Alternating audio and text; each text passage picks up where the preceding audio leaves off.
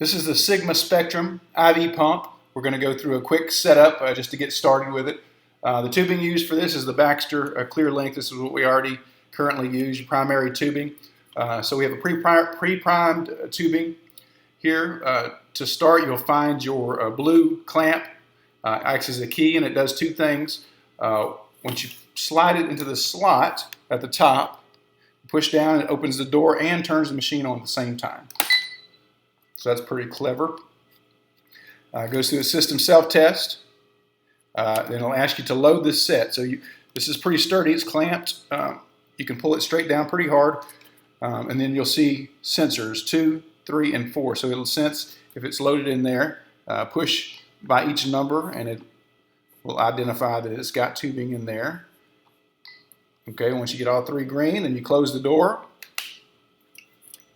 Now you'll pull the clamp out. So it unclamps the tubing and signals to the IV pump that it's time to set the settings. It asks you new patient, yes or no. Let's say yes. Enter.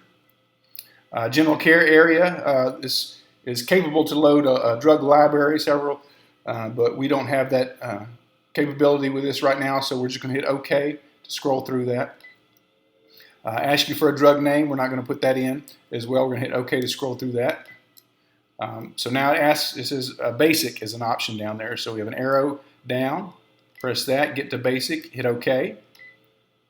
So now we've got a primary, an arrow up or down, or a secondary. We're just going to set a primary infusion, so OK.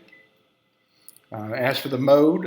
It's currently set for milliliters per hour, so that's what we're going to do. But if you wanted to go through milliliters per kilogram per minute, milliliters per kilogram per hour, and so forth. There's several settings there. For basic infusion, milliliters per hour, we're going to hit OK. Ask for the rate, let's say 100 milliliters an hour, so you hit OK.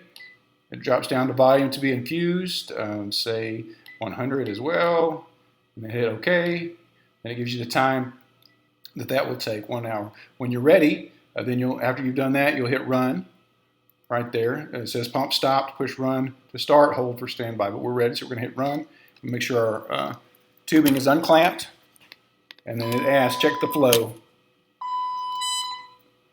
It identified that we had clamped tubing, so it saw an occlusion.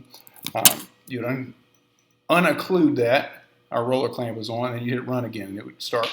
You also have the option to add your secondary as well. Very basic, very simple, easy to use, small, long battery life. Good pump.